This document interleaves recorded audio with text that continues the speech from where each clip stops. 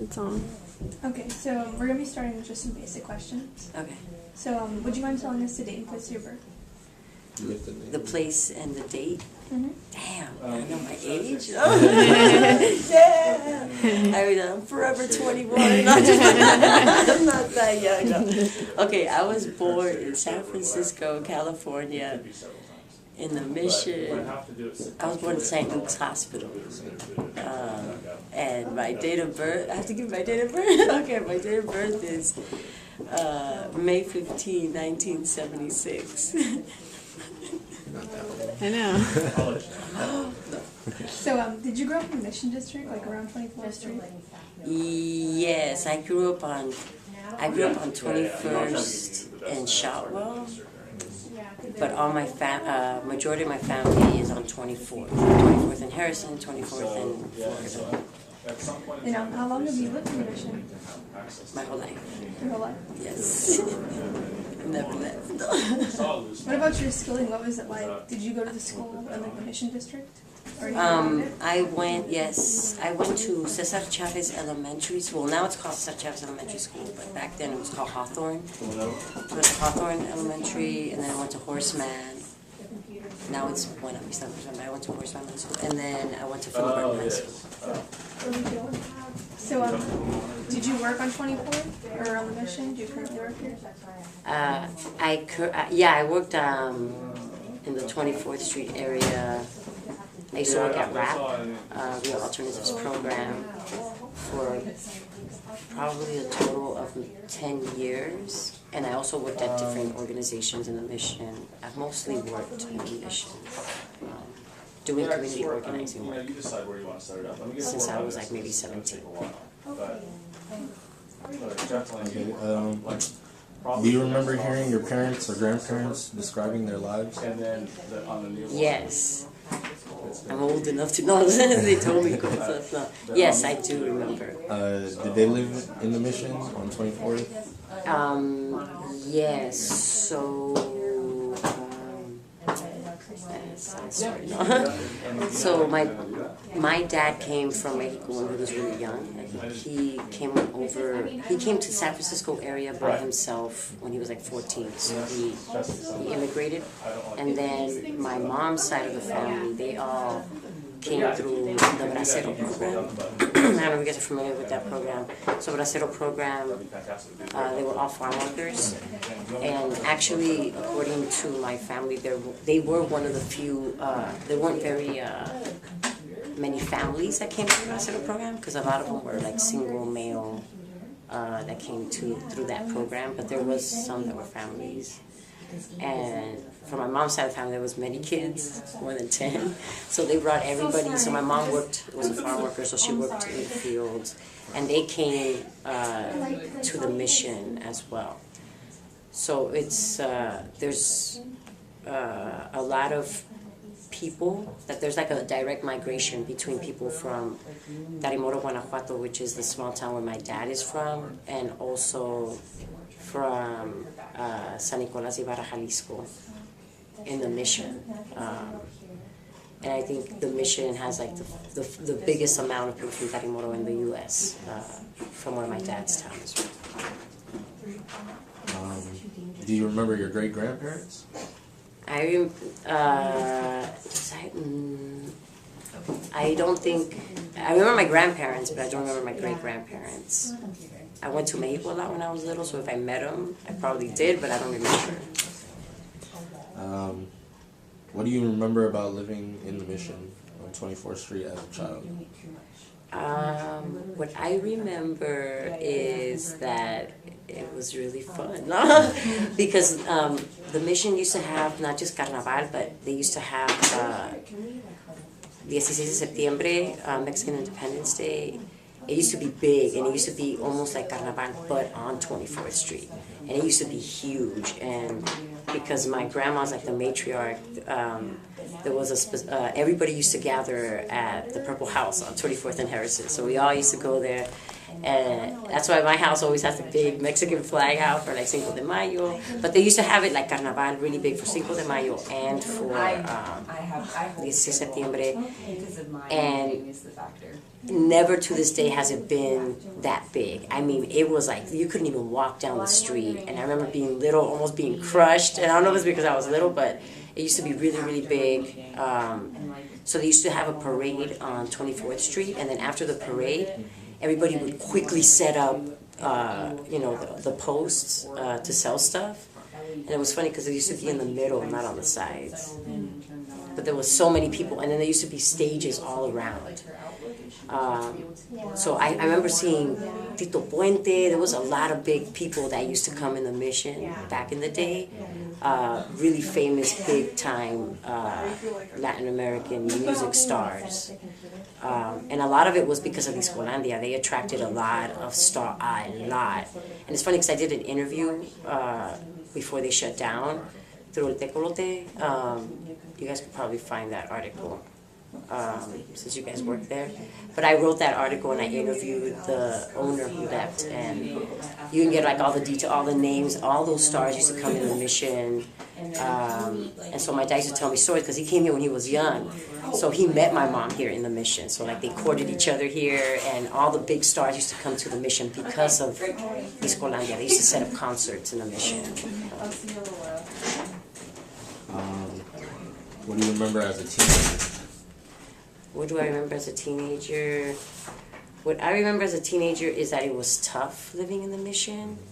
I think one of the reasons why I probably got into organizing really young when I was 17, I feel I grew up in poverty, so I'm not ashamed to say now, like I grew up on welfare, food stamps, everything. My parents didn't have anything. They raised like 6 of us in the Mission. And so I remember we didn't have a lot. Definitely I remember going hungry, things like that.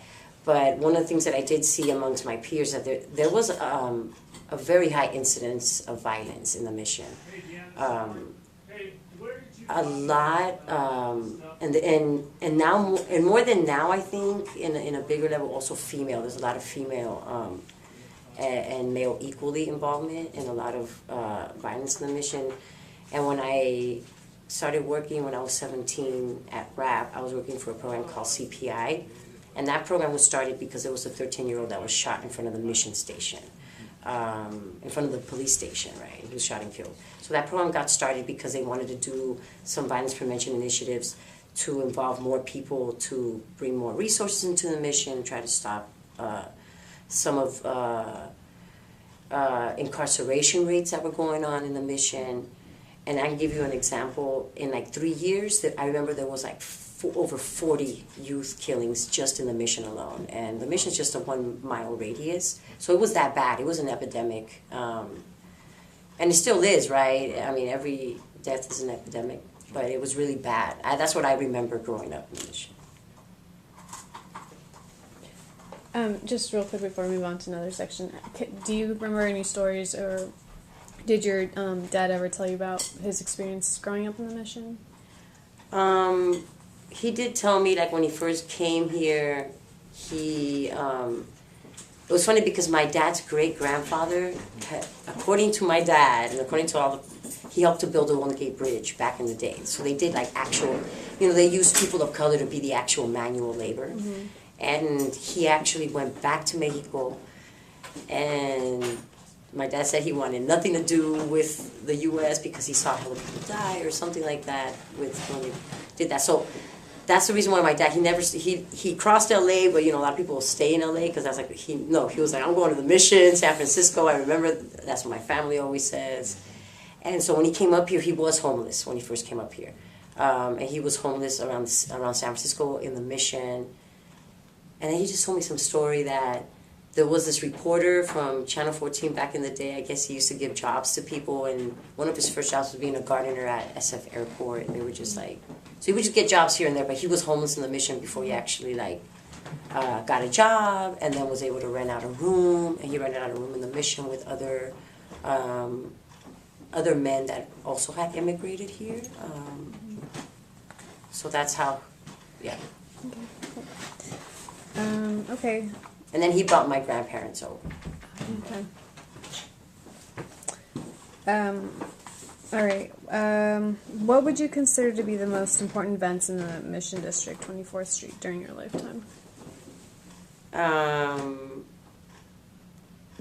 I would say that, like, the Cinco de Mayo, 16 de Septiembre, another big one. I remember Santa Claus throwing toys at I don't know what program it was, but they used to have Santa Claus in a truck, I swear. They used to start on 24th and Mission and go down, and it would take hours, but they're like throwing toys at everybody.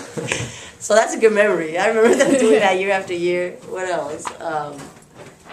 Big events? Well, I remember protests. I remember, I do remember helping to protest for United Farm Workers. And back in the 80s, that's when they had the Great Boycott. And Cala Foods, which is just like a block from 24th, right there. Oh, they used to have a big old, they used to be right outside. And it's funny because I remember me already being, I remember being hella little. Like, you know, little enough to where you're holding your dad's hand, like going to the store. I remember asking my dad, why are these people out here? Because they have the signs. And those people actually went to the grape section and put all the signs on the grape section. and so when I asked questions, he would say, oh, yeah, they're doing this and that. And so I kind of related to it because my mom was a farm worker. And so I remember the UFW doing protests there. And also on 24th Street, they used to have actions on 24th Street.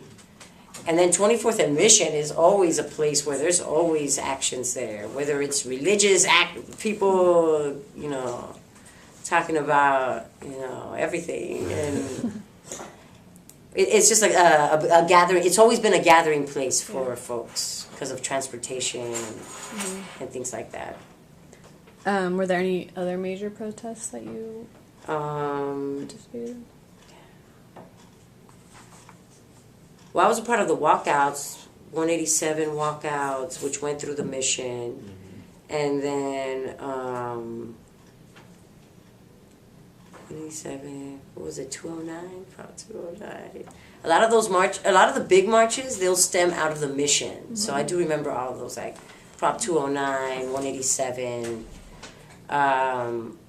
We also, I mean, it's not 24th Street area, but people from 24th Street were involved, but there was a ethnic studies walkout in 1993. So that involved like a lot of students all over the school district. So everybody walked out, but the meetup place was in 24th Street. It was the worst part. Let me see. I'm trying to remember what else. Damn, I have to think. I remember lowriders on 24th Street before it was illegal to have lowriders. Because they put an ordinance after a while that says that you can't go below a certain amount of miles. And they did it because of the lowriders. But I remember being little and wanting to go out to see the lowriders after church because they always came out Sundays. And we used to go to St. Peter's Church. So yeah, I remember the lowriders. What else? But I know that was a big deal because of that ordinance. They can't. Well, now the lowriders are trying to come back. So it's been like this resurgence, I think, in the last couple of years. Which is really good to see because before that it was I think there was more repression because they did. I remember they tried to bring it back a few times, but the police would always come out, always. What else?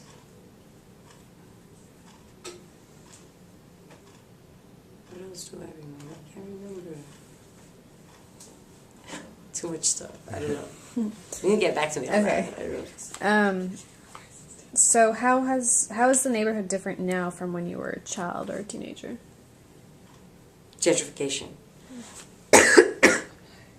There's there's less people. There's more people being pushed out of the Mission, and I know this for a fact because the majority of people I grew up with were pushed out to like Oakland, Richmond, Pittsburgh. And these are folks that were here for a few generations. Like they were here just as long as my family, which was around the 50s. So to me, it was a big deal because those were the folks that were actually had roots in the mission. And the problem is that in the mission, there's a high population of folks that rent and not that many that actually, lived in their own homes and actually had ownership of them. And I remember my dad always saying that he regrets never buying property in the mission, that right before BART was built, all the houses were hella cheap. And that's why the Latino homeowners that you see in the Mission District that have been here since the 50s, they bought properties during that time before BART was built. So they were smart and they bought up that property, and literally the day BART was built, all the property value shot up, and then it was impossible to, and then it's just been going up since then. So now it's impossible to afford it. But that makes a big difference, I think, in the health of the community, because it doesn't matter how many generations you can live, in the same building. If you don't own it, you're always at risk of getting pushed out, and that's basically what happened. And so it was that whole .com era came in, and you saw it, and people. And I remember too, when I turned 18. I remember the damn house specifically. I turned 18 and I was trying to move out of my house. No, I think I'd already moved out once, somewhere else in the mission, and then I was trying to move again, and maybe I was 19 or 20, I can't remember, but there was this house on 24th and Shotwell, but it's on 24th, and they had already told us that they were going to rent it out to us. Mm-hmm. They told us. And why did they tell us no? I swear I had already given notice to my other place. They told us it was ours, and they turned around and told me no because they had raised it, because they got somebody that basically came with cash and said, and yes, it was an outsider, somebody from .com, and he told us, "Oh, I'm sorry, but straight up, he offered me more money and I gave it to him," and so that really sucked. So I myself, who have born and raised here, was prevented from being able to live in my own neighborhood. So I was really pissed off, just because I was trying to live close to home. My family's ill, they're disabled. I don't want to live that far away from home, and I'm part of their support system too. Also, I think one thing that's important to note that, thank God, but one of the few reasons why I have been able to still live in the mission is because my family does. Even though my immediate family, which is my parents, they didn't buy property, my extended family has. So I have been blessed with the fact that they have been able to rent me out, like rooms or spots where they're at. Because if not, hell no, it'd be impossible for me to rent a place in the mission. I've tried doing that. It's really hard. So I feel privileged in that sense, right? But at the same time, I feel privileged, but at the same time, it sucks because I feel like I have to fight for it in a sense, because it should be a right, but it really sucks with gentrification because folks come in, and I feel like people should learn about that environment before they actually come in, or at least be involved in some way. But there's this bubble that I personally saw get created when that gentrification happened. So this is kind of going to the question that we were talking about before, but how have you actively participated in the organizing life of the Mission District? Or how did you become involved in the community? Legally or illegally? I think I've done a lot of organizing in the mission since I was 17, and I feel like that was my turning point. For some people, it takes certain things to get them going. I was not a good student. I had a really bad GPA, and maybe I just did need to learn more about my culture or what it was about. But I felt like the walkout that I did in 1993, it sparked something in me to want to be able to organize so that other young people wouldn't grow up in the same experience that I did, because it was tough. I grew up where there was racism, and I feel because of racism and other things that happened in my personal life. Another thing I can be candid about is I definitely I almost attempted suicide in middle school. Life was hard during, I think, my period for a lot of young people, not just me. And those systems weren't set up. I feel like there is a little bit more, you know, a little bit more reaching out, right? It's not a little bit of how it used to be in the past. There is a little bit more support, but obviously there still needs to be a lot more done. What was the question again? I don't want to deviate. How did you become involved in the community? So that's one of the reasons I got involved is I saw the poverty level firsthand in my family and my extended family and in my friends and my circle. So I wanted to be involved in a sense where I did not want what I experienced to happen with other young people. And so I also slowly started to establish, I think, critical thinking skills and leadership skills was really crucial. And I got that at RAP. So I feel like it's really important to foster youth leadership development programs. There's not, I want to say that I actually saw more of that back in the day than I see now. There needs to be more of that. But that really does help to grow individuals to want to come back to their community, to help out their community. Because that's how I feel now. There was a point, for example, like I worked at RAP in the mission. I was doing a lot of organizing, but I was at San Francisco State. And I literally started to keep it real to myself. There was no way I could finish my degree because I was doing two things at the same time. I was not that skillful in math and English, and that was holding me back.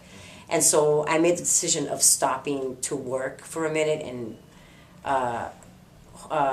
using my financial aid to keep me going for like a year, because that was the thing. And then when I got my degree, I came back to RAP a few years after.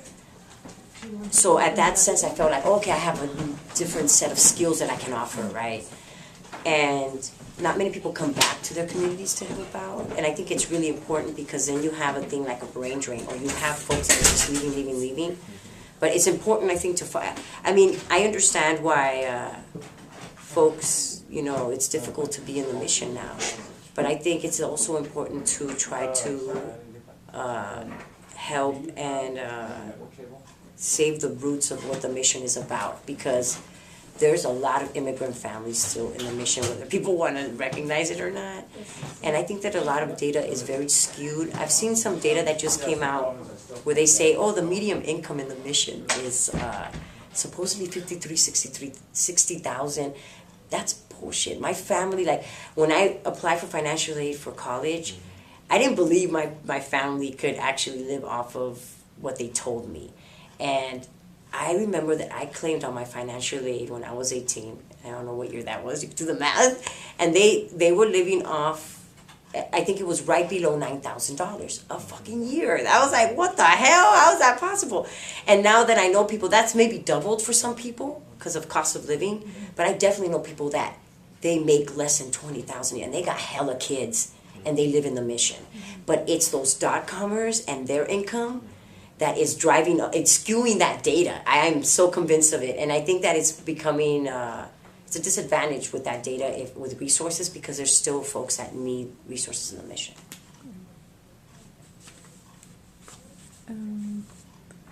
Okay, could you just name a few other organizations that you were involved in? Or? RAP, I used to work at Carecen, Central American Resource Center, and this is before they moved. They used to be right there on 24th in Alabama, where St. Peter's Church was at. On 24th. I used to work, El Tecolote, I used to work at Tecolote. Recently though. Where else? Let me start. Back. A big part was me working at, if you wanted me to say 20, I mean, I can tell you everywhere I worked at, but if it's 24th Street area, yeah, it was RAP, Carecen, where I worked at the most. Okay. Yeah,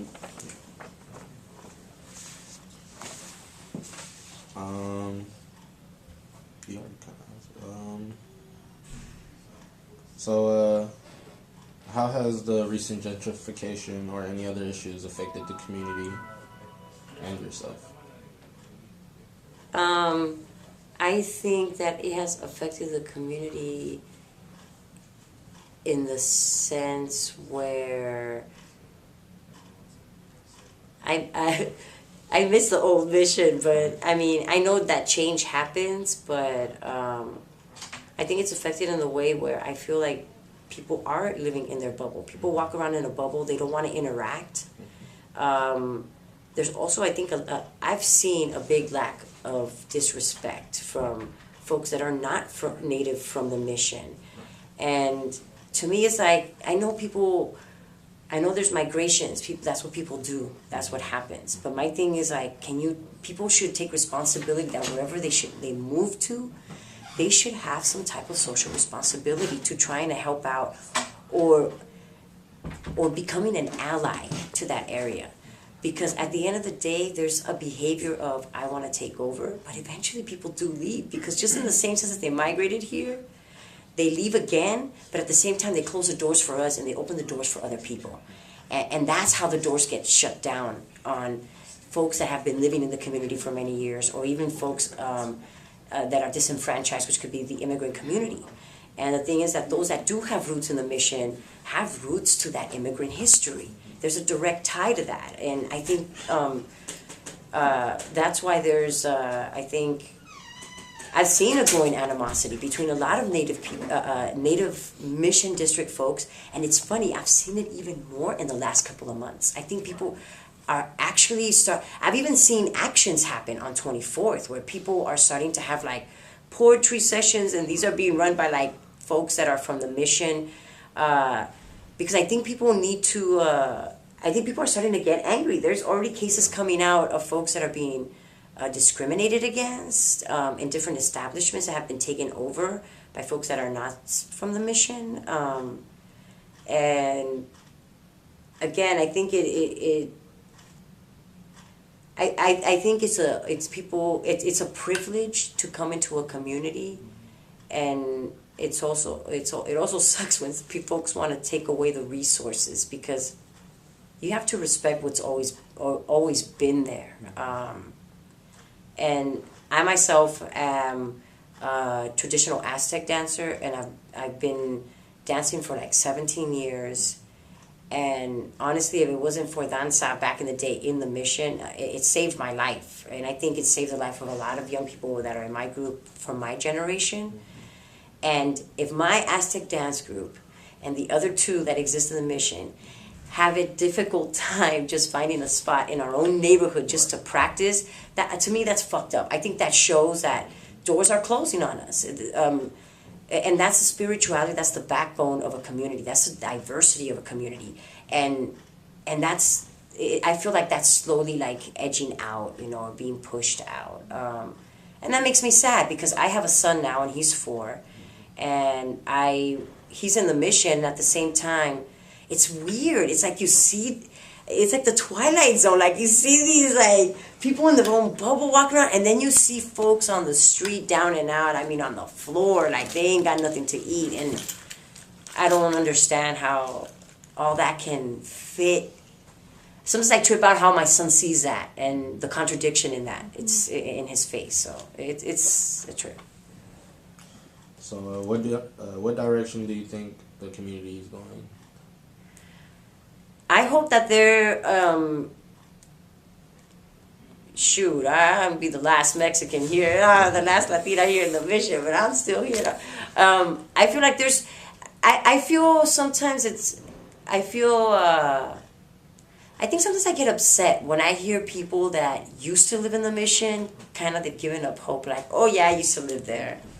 And that place is not the same. And I'm like, I'm still here. We're still here. There is people here. Right. It's just that I feel like the folks that are left don't have the resources to have that loud enough of a voice, or are not allowed to have that voice to make themselves be seen or heard, because it's still that poverty that exists, and they don't have that voice. So that's what I see. I don't know, I see 2 splits in my head, I guess. I see us in a split road, actually, even right now. Like, we could be going down a direction, especially like 24th Street. Oh my God, in the last 4 or 5 years, there's been a lot of businesses that have popped up that are being owned by folks that are not from here, and people with money.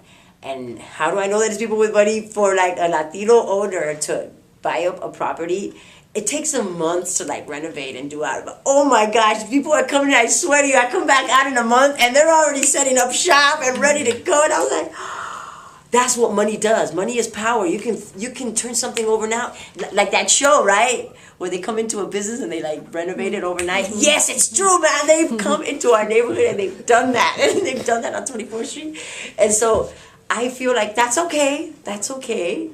Can you hire some folks from the mission? You know what I mean? Or at least contribute to the livelihood of the mission. Also, please don't come with a mentality of taking over, like try to integrate or something, you know. But the other part of me sees the other road. And I'm one of those people that I do have a personal goal. I have a personal goal and a personal dream where I want to create my own thing in the mission that really creates livelihood for young people and for everybody, young and old.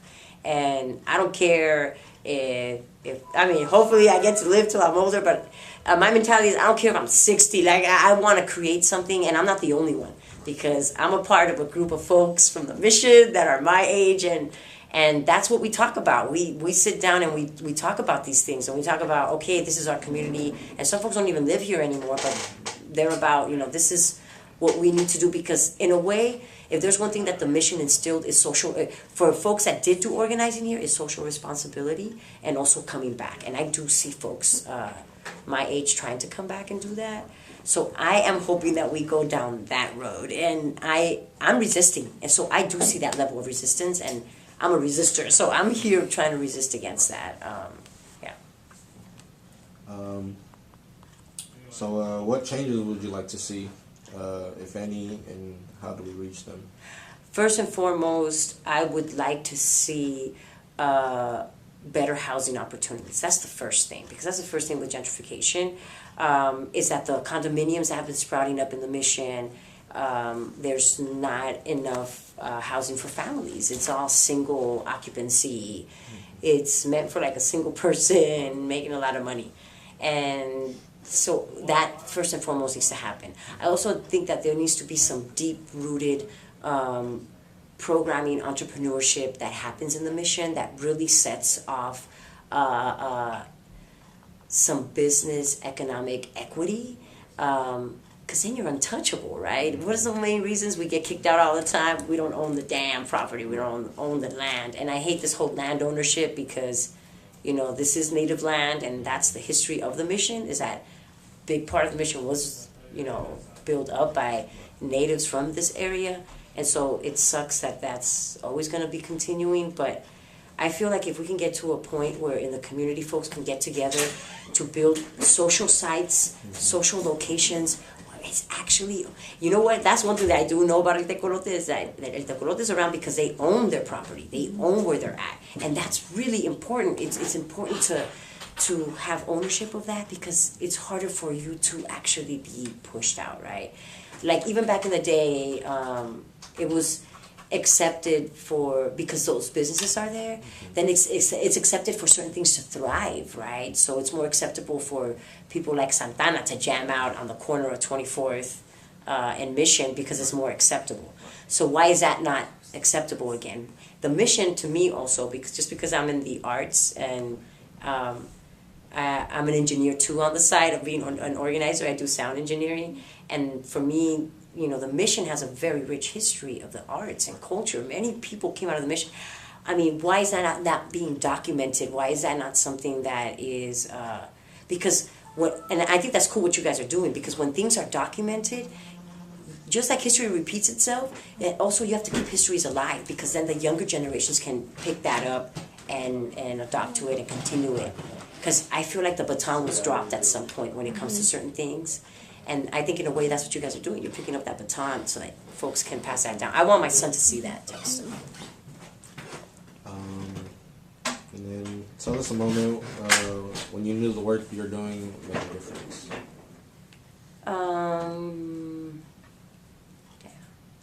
Well, I did a lot of crisis case management when I worked at RAP. So I worked with what I call high-risk youth, whatever. Youth like myself growing up. And I guess when I made a difference is I was running groups in which I could see young people actually become critical thinkers. Oh, and one thing that I was going to make a point too, is what did it for me was, I don't know, organizing did it for me to get my shit together. And that's what I tried to instill when I was a rap, and there was a few groups that I ran, like youth leadership groups. And part of instilling that is teaching youth about their culture. And that's one of the reasons why the walkouts happen, is how do you instill ethnic studies? Young people need to learn about their culture. How do we expect young people to respect other people and other people's culture if they don't know about their own culture, they can't respect their own? And it really does make a world of difference. And when I was at rap, that's just teaching that foundation sparks people's interest, because they realize, okay, we're not just, young people where there's violence going on. No, we have a history where that was not the norm. We have a history where that was not acceptable. And how can I adapt to those things? And I saw that actually in front of my eyes. I saw the change happen. And I told them, you have to be critical thinkers. You have to even question me, question everything. And then you could see things in all angles, right? There's more than one side to the story. So I think when I worked at RAP, I saw many examples of young folks that eventually became community organizers themselves. And so that was really, really good to see. Do you want to talk about a little bit about what you do here? Sure. So right now, my current position, I'm the Director of Community Initiatives here at San Francisco Women Against Rape. No, we don't just service women, we service everybody. The reason why our name remains the same, San Francisco Women Against Rape, is because women are still a vast majority. But sexual assault is actually an epidemic. It's very, very prevalent. 1 in 3 girls under 18 will be sexually assaulted. 1 in 6 boys under 18 will be sexually assaulted. And it's 1 in 3 women in their lifetime over 18 and 1 in 11 men in their lifetime. So I send people all over San Francisco to do presentations, not just on the obvious, which is sexual assault, but actually sexual harassment. Bullying is a big thing, but really when you get down to it, it's harassment, right? Healthy relationship is a big one that we actually speak upon. Internet, tech violence, drug-facilitated sexual assault is actually very big in San Francisco. It's one of the highest in the United States, is drug-facilitated sexual assault. Why did I start working here? When I picked up, the application, I had my own misconceptions of what SF4 was about. Oh, maybe it's just for a bunch of hippie women and they help in the community. And I started to learn more and more about it. And sure enough, I was able to relate, because not only from personal experience, being assaulted myself in the mission, but also I was able to make a connection from cases that I've had in the past in which I felt like we were not adequately trained, or we were not adequately equipped with the information to actually deal with these cases. And that's really important, because actually in San Francisco, the Mission District has the highest rate of sexual assault, followed by the Tenderloin, and the third is Hunters Point. So right now, one of the missions, that's one of our target communities. So it's really important. It was really important for me to, when I applied, I was like, hell yeah, I definitely see the connection. I see the lack. I could see what my role could be if I were to get this position. So I ended up getting the position. And so that's what my work has been. I've been here for 2 years. In the last 2 years, it's mostly like trying to make sure I send the folks out and meet the need. But now this last year, I've been trying to reach out to folks like Oscar and other folks in the community so they could see the connection of how gender violence really affects everybody. We care about we're not here to criminalize anybody. We want our young men and women to know what it takes to be in healthy relationships, what it means to be in boundaries. Do not cross other people's boundaries, and don't let other people cross yours. And hopefully in that sense, it also helps to reduce violence, because I also see the connection. We did a lot of gang intervention and prevention at RAP, and that's been a lot of my history, and I totally see how it connects with trauma that folks experience and how it's intertwined. And I'm hoping that in my stay here, I can, because I'm about passing the baton too. I'm not the person to stay in any place for any given amount of time, but I would love to be here and being able to get to that level to where I can pass on those trainings to the leadership in the community so that they have those skills to deal with those situations themselves. Anyways, that's what I do. I have a question. Yeah. Do you wish you lived anywhere else? No. But I do have to say, though, that ever since I had my son, I think because I'm a single mom, and I have questioned, it's tough being a young man. It is tough being raised as a young girl, too, but being raised a young man in the mission has its unique, specific problems, challenges. I don't say problems, but challenges, and unfortunate setbacks and drawbacks. And I know this because I've worked with all young population, and I grew up here, so I know what it takes. My cousins, my brothers grew up in this community, and I know what it takes, and it's hard. And so it has crossed my mind, like, damn, I want to make sure that I have balanced my life enough to where I have the time for my son. And I think that's what makes me feel a little bit better. Like, okay, I do want to raise my son in this community. This is where I was born and raised, but not just me, but it's my family roots. We've been here, and my family's still here. My parents still live here in the same house, same place. But definitely it has crossed my mind. But also being a single parent, my whole support system is here. I can't imagine having raised my son the last 4 years living anywhere else, living in isolation, because as a single parent, it's hard. The first couple of years, you don't want to live by yourself if you don't have a support system. It's hard. So. You have any questions? Do you can you name any friends or anyone you might know that are also community activists that heavily involved in the neighborhood?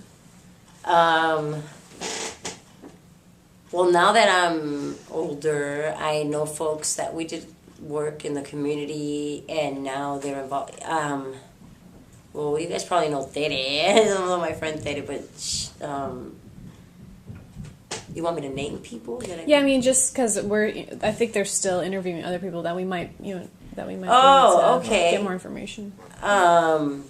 Sure. Let me see. Damn, I know a lot of people.